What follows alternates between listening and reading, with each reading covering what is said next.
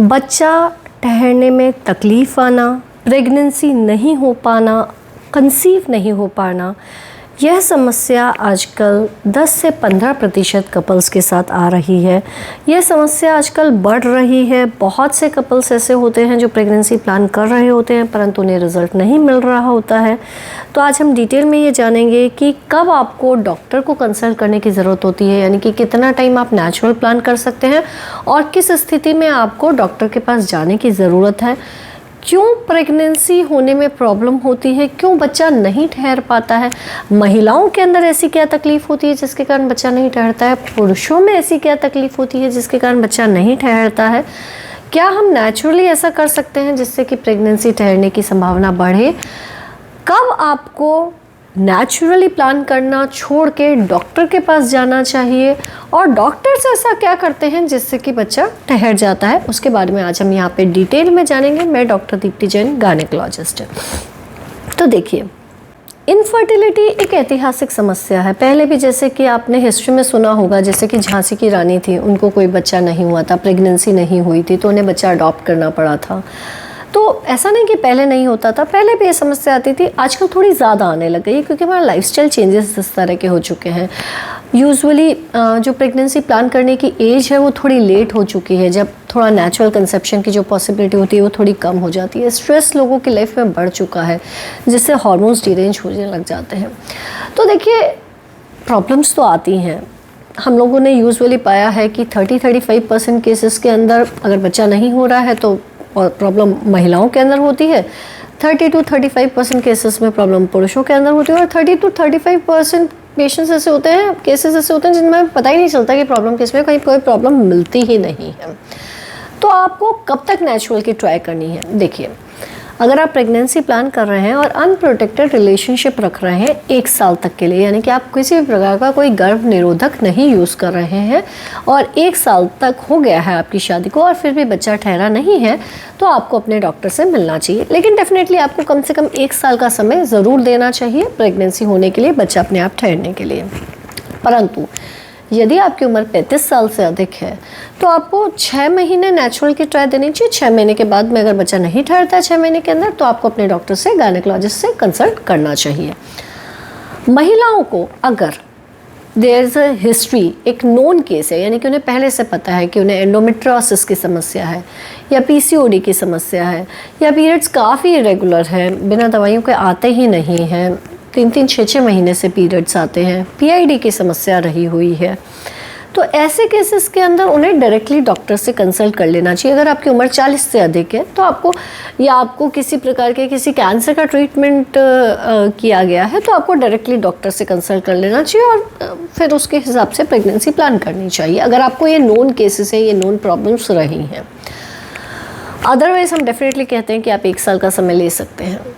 पुरुषों में अगर आपको कोई नोन प्रॉब्लम है, यानी कि टेस्टिस की, प्रोस्टेट की, पहले से पता है, पहले ही किसी प्रकार के कैंसर का कोई ट्रीटमेंट हुआ है, कोई रेडिएशन एक्सपोजर लंबा रहा है किसी प्रकार के कैंसर ट्रीटमेंट के कारण, अगर ऐसी समस्या रही है तो उन्हें भी डायरेक्टली डॉक्टर से कंसल्ट कर लेना चाहिए। अदरवाइज़ डेफिनेटली हम कहते हैं कि आप 1 साल का समय लीजिए ताकि प्रेगनेंसी हो, ताकि रिजल्ट्स आए। तो अब हम सबसे पहले जानेंगे कि महिलाओं के अंदर ऐसी क्या प्रॉब्लम होती है कि बच्चा नहीं ठहर पाता है। तो सबसे पहली चीज़ जो होती है वह होती है ओव्यूलेशन के अंदर प्रॉब्लम आना, यानी कि अंडा या तो ढंग से बनता नहीं है या फिर ढंग से निकलता नहीं है। तो अंडा बनना और अंडा निकलना काफ़ी हद तक हार्मोन्स डिसाइड करते हैं। आपके हार्मोन्स ठीक होने चाहिए, आपकी ओवरी नॉर्मल फंक्शनिंग होनी चाहिए। तो बहुत सी बार पीसीओडी होता है, थायराइड की प्रॉब्लम होती है, कभी कभी पिट्यूटरी फंक्शन प्रॉब्लम चल रही होती है, कभी कभी स्ट्रेस लेवल बहुत हाई होता है। इन कारणों से जो अंडा होता है वो या तो ढंग से बन नहीं रहा होता है या निकल नहीं रहा होता है। यह हुआ महिलाओं के अंदर अंडा नहीं बनने का, इनफर्टिलिटी का सबसे कॉमनेस्ट कारण। अगला कारण, कभी कभी अंडा तो ठीक से बन रहा होता है लेकिन फेलोपियन ट्यूब्स काम नहीं कर रही होती हैं। फेलोपियन ट्यूब्स क्या करती हैं? अंडे को उठाकर ओवरी से यूट्रस में ट्रांसफ़र करती हैं। तो फेलोपियन ट्यूब क्यों नहीं काम करती हैं? फेलोपियन ट्यूब कभी कभी कुछ पुराना इन्फेक्शन हुआ हो, ट्यूबरक्लोसिस रहा हो, क्लेमाइडिया रहा हो, गोनोरिया रहा हो, इसके कारण कभी कभी फेलोपियन ट्यूब्स ढंग से काम नहीं करती हैं, जिससे कि अंडा ट्रांसफ़र नहीं होता है। तो ऐसी कंडीशंस में भी प्रेगनेंसी नहीं हो पाती है। कभी कभी ट्यूब तो ठीक काम कर रही है, ओवरी भी ठीक काम कर रही है, लेकिन प्रॉब्लम यूट्रस के अंदर है, बच्चेदानी के अंदर है। बच्चेदानी में क्या समस्या हो सकती है? बच्चेदानी के अंदर कभी कभी कोई बड़ा फाइब्रॉइड पड़ा हुआ है, सेप्टम पड़ा हुआ है, जन्मजात विकृति है, बहुत ज़्यादा सेप्टेट यूट्रस है, डीप बायकॉर्नुएट यूट्रस है। तो इस प्रकार की समस्याएं, कभी कभी पॉलिप पड़ा हुआ है अंदर कोई बड़ा, जिसके कारण कि यूट्रस की इन समस्याओं के कारण भी कभी कभी बच्चा ठहरने में प्रॉब्लम आती है। कुछ समस्या ऐसी होती हैं जो कि यूट्रस, ट्यूब और ओवरी तीनों को इन्वॉल्व कर लेती हैं, जैसे कि एंडोमेट्रियोसिस है। तो एंडोमेट्रियोसिस, जैसे मैंने आपको शुरू में बताया था कि अगर आपको पहले से पता है कि आपको एंडोमेट्रियोसिस है तो आप बिना टाइम वेस्ट किए डायरेक्टली डॉक्टर से कंसल्ट कीजिए, क्योंकि एंडोमेट्रियोसिस में अपने आप प्रेगनेंसी होना थोड़ा मुश्किल होता है, क्योंकि एंडोमेट्रियोसिस आपके न केवल बच्चेदानी को बल्कि ट्यूब्स और ओवरीज को भी अफेक्ट करता है। कभी कभी किसी महिला के अंदर ओवरीज समय से पहले ही काम करना बंद कर देती हैं, जिसे कि हम प्राइमरी ओवेरियन फेलियर कहते हैं, प्रीमेच्योर ओवेरियन फेलियर कहते हैं। वो कभी कभी जैसे कोई कैंसर का ट्रीटमेंट हुआ उसके कारण भी इस तरह से हो सकता है। कभी कभी ऑटो इम्यून डिजीज़ होती हैं जिसके अंदर इस प्रकार से होता है। कभी कभी क्रोमोसोमल एब्नॉर्मलिटीज़ होती हैं, टर्नर सिंड्रोम वगैरह होता है, जिसके कारण भी इस तरह की प्रॉब्लम आ सकती है।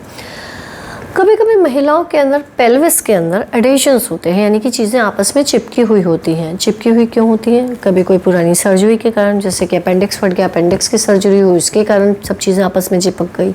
कभी कोई इन्फेक्शन हो गया, इन्फेक्शन इधर उधर फैल गया, पस बन गया, फैल गया, वो तो ठीक हो गया लेकिन चीज़ें आपस में चिपक गई। तो एंडोमेट्रियोसिस है, एंडोमेट्रियोसिस की बीमारी में भी चीज़ें आपस में चिपक सकती हैं। तो कभी कभी ये जो एडेशंस होते हैं पेल्विस के अंदर, जो चीज़ें आपस में चिपकी हुई होती हैं, उसके कारण भी कभी कभी प्रेगनेंसी होने में दिक्कत आ सकती है। तो ये तो हुआ महिलाओं के अंदर वो कॉमन कारण जिसके कारण की प्रेगनेंसी नहीं हो पाती है। पुरुषों के अंदर ऐसे क्या कॉमन कारण होते हैं जिसके कारण की प्रेगनेंसी होने में प्रॉब्लम होती है? पुरुषों में बेसिकली हमें लेना देना ये होता है कि स्पर्म काउंट ठीक होना चाहिए। तो कभी कभी क्या होता है, स्पर्म्स का काउंट ही कम होता है और कभी कभी मोटिलिटी कम होती है। तो स्पर्म काउंट कम क्यों होता है? स्पर्म काउंट कम दो कारणों से हो सकता है। या तो स्पर्म्स बन ही कम रहे हों, टेस्टिस के अंदर प्रॉब्लम पड़ी हुई है, कोई कंजेनाइटल प्रॉब्लम है, जन्मजात विकृति है कोई, या कोई एक्वायर्ड प्रॉब्लम है, यानी कि टेस्टिस के अंदर स्पर्म्स का जो प्रोडक्शन है वो कम हो रहा है, स्ट्रेस लेवल बढ़ा हुआ है, स्मोकिंग की हिस्ट्री है, बहुत हाई टेम्परेचर के क्लाइमेट्स के अंदर वर्किंग है, जिसके कारण कि स्पर्म्स काउंट कम है। तो या तो स्पर्म काउंट कम हो सकता है, या फिर ऐसा हो सकता है कि बन ही कम रहे हैं, या फिर वो ट्रांसफ़र कम हो रहे हैं, बाहर निकल के कम आ रहे हैं, कि बीच में रास्ते में कहीं किसी प्रकार का कोई ब्लॉकेज है। तो स्पर्म काउंट एक इम्पॉर्टेंट चीज़ है। दूसरा, स्पर्म की मोटिलिटी भी नॉर्मल होना बेहद ज़रूरी चीज़ है। अगर पुरुषों के अंदर भी कई प्रकार के जो इन्फेक्शंस होते हैं, जैसे कि क्लेमाइडिया है, गोनोरिया है, ये भी स्पर्म्स को अफेक्ट कर सकते हैं।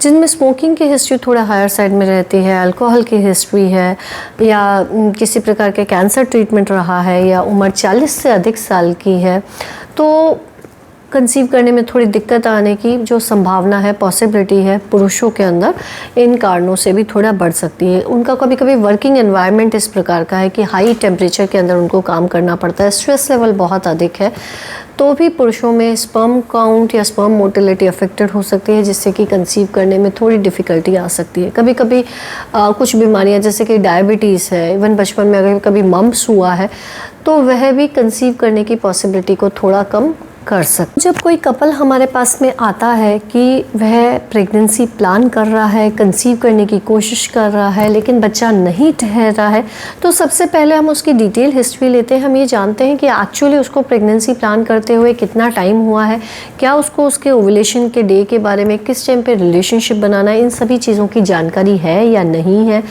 अगर वो सभी चीज़ें फुलफ़िल होती हैं, पेशेंट को प्लान करते हुए 1 साल से ऊपर हो चुका होता है, तो हम नेक्स्ट स्टेप में टेस्टिंग के ऊपर बढ़ते हैं, यानी कि कुछ टेस्ट कराते हैं, महिला के भी और पुरुष के भी। जो टेस्ट हम कॉमनली कराते हैं उसके अंदर हम महिलाओं के अंदर जो कॉमनली टेस्ट कराते हैं उसमें होता है, हम उनका थायराइड ब्लड टेस्ट कराते हैं। उन ब्लड टेस्ट में जो कॉमनली कराते हैं वो होता है थायराइड का टेस्ट, TSH कराया जाता है, हार्मोन्स का टेस्ट कराया जाता है जिसमें होता है LH और FSH हार्मोन का टेस्ट। एक टेस्ट होता है AMH एंटी मिलेरियन हार्मोन, इसको हम टेस्ट कराते हैं ताकि हमें ये पता चल सके कि ओवेरियन रिजर्व कितना बचा हुआ है। हम महिलाओं का प्रोलैक्टिन लेवल भी टेस्ट कराते हैं ताकि हमें ये आइडिया हो कि हार्मोन्स लेवल ठीक चल रहे हैं या नहीं चल रहे हैं। इसके अलावा डेफिनेटली हम उनकी सोनोग्राफी करके देखते हैं ताकि हमें पता लगे कि बच्चेदानी की शेप या उसके अंदर कोई फाइब्रॉइड वगैरह तो नहीं पड़ा हुआ है। एक पर स्पेकुलम एग्जामिनेशन भी करके देखते हैं कि किसी प्रकार का कोई सीवियर इन्फेक्शन अगर पेशेंट हिस्ट्री दे रहा है तो वो तो नहीं हुआ है। तो ये कुछ बेसलाइन हम ब्लड टेस्ट और सोनोग्राफी कराते हैं। नेक्स्ट स्टेप में अगर हम ट्रीटमेंट स्टार्ट करते हैं, रिजल्ट नहीं आता है, तो हम कभी कभी ट्यूबल टेस्टिंग पे भी जाते हैं, यानी कि हम फेलोपियन ट्यूब्स को टेस्ट करके देखते हैं कि फेलोपियन ट्यूब ढंग से काम कर रही है या नहीं कर रही है। उसके लिए HSG करके टेस्ट होता है, हिस्ट्रोसल्पिंगोग्राफी होती है जो की जाती है। अगर इन सभी टेस्ट कराने के बाद ट्रीटमेंट देने पे भी जब पेशेंट रिस्पॉन्ड नहीं कर रहा होता है तो बहुत सी बार लेप्रोस्कोपी की जाती है, दूरबीन से जांच की जाती है, जिसमें कि ये देखा जाता है कि बच्चेदानी ढंग से काम कर रही है या नहीं कर रही है। साथ में ट्यूबल टेस्टिंग भी कभी कभी दूरबीन के साथ में ही कर ली जाती है। इसी के साथ में ये तो महिलाओं के हुए टेस्ट। पुरुषों में हम क्या टेस्ट कराते हैं? पुरुषों के अंदर कराने जाने वाला जो कॉमन टेस्ट होता है वो रहता है सीमन एनालिसिस, यानी कि स्पर्म काउंट देखा जाता है, स्पर्म्स की मोटिलिटी देखी जाती है। बेसिकली सीमन एनालिसिस कराते हैं जिसमें कि हमें पता चल जाता है कि स्पर्म काउंट कितना है, स्पर्म्स की मोटिलिटी ठीक है या नहीं है, एबनॉर्मल फॉर्म्स ज़्यादा तो नहीं है। पुरुषों का भी हम ऑल्दो बहुत ज़्यादा रिक्वायरमेंट नहीं होता, लेकिन हाँ फिर भी कि अगर हमें सब कुछ ठीक लग रहा है फिर भी रिजल्ट नहीं आ रहा तो हम शुगर लेवल है, थायराइड है, ये चीज़ें भी टेस्ट कराते हैं। अगर हमें लगता है कि काउंट कम है तो हम सर्जन या यूरोलॉजिस्ट का ओपिनियन लेते हैं, और रिक्वायरमेंट है तो सोनोग्राफी वगैरह भी पुरुषों की भी कराई जाती है। तो ये कुछ बेसलाइन टेस्ट हैं महिलाओं और पुरुषों के अंदर जो कि किए जाते हैं जब रिजल्ट्स नहीं आ रहे होते हैं। अब डेफिनेटली डॉक्टर्स क्या ऐसा करते हैं जिससे कि रिजल्ट आ जाता है? देखिए, महिलाओं के अंदर मोस्ट कॉमनली जो ओवुलेशन वाला पार्ट अटक रहा होता है जो कि हार्मोनल इम्बैलेंस के कारण होता है, तो हार्मोन्स को बैलेंस करने के लिए हमारे पास ईजीली मैथड्स अवेलेबल होते हैं। हम अंडा बनने की दवाइयाँ देते हैं, अंडा बनने के लिए इंजेक्शंस देते हैं जिससे कि ओवुलेशन हो जाता है। कभी कभी अंडा मैच्योर तो हो रहा होता है पर निकल के बाहर नहीं आता है तो हम उसके लिए भी इंजेक्शन दे देते हैं। कभी कभी कुछ महिलाएं ऐसी कंप्लेन करती हैं उनकी शरीर में गर्मी बहुत रहती है, बच्चा ठहरता नहीं है। एक्चुअली क्या होता है, second half of the cycle में उनके अंदर प्रोजेस्टेरॉन की कमी हो जाती है जिसके कारण कि बच्चा ठहर नहीं पाता है, तो हम प्रोजेस्टेरॉन सपोर्ट भी दे देते हैं, यानी कि जिसे हम ठंडक की दवाइयाँ कहते हैं। अगर बाय चांस नली ही ब्लॉक्ड पड़ी हुई है तो हमारे पास IVF के अलावा ऑप्शन नहीं होता है, तो हम नली खोलें या तो हम फेलोपियन ट्यूब को ओपन करने की सर्जरी करें या फिर IVF किया जाता है। अगर बच्चेदानी के अंदर कोई प्रॉब्लम पड़ी हुई है, यानी कि फाइब्रॉइड है या सेप्टम पड़ा हुआ है, तो डेफिनेटली उसको रिमूव करने की सर्जरी की जाती है। अगर बाय चांस कोई इन्फेक्शन है तो डेफिनेटली उसको एंटीबायोटिक्स वगैरह दे के ट्रीट किया जाता है। तो ये कॉमनली चीज़ें करने से जो प्रेगनेंसी होने की जो पॉसिबिलिटी होती है, डॉक्टर्स जब ये सब रिसोर्सेज यूज़ करते हैं तो प्रेगनेंसी होने की जो संभावना होती है वो सिग्निफिकेंटली बढ़ जाती है। पुरुषों के अंदर जब हमें स्पर्म काउंट कम मिलता है, ये प्रॉब्लम आती है या मोटिलिटी कम होती है, तो कुछ प्रोसीजर्स हमारे होते हैं जैसे कि इंट्रायूटेराइन इंसेमिनेशन वगैरह रहता है जो काफ़ी हेल्पफुल रहता है, कंसीव करने की पॉसिबिलिटी बढ़ा देते हैं उससे। और हम एंटीऑक्सीडेंट्स वगैरह देते हैं, या अगर ऑब्स्ट्रक्शन है तो यूरोलॉजिस्ट वगैरह उन्हें ऑपरेट करते हैं जिससे कि वह चीज़ ठीक हो जाती है।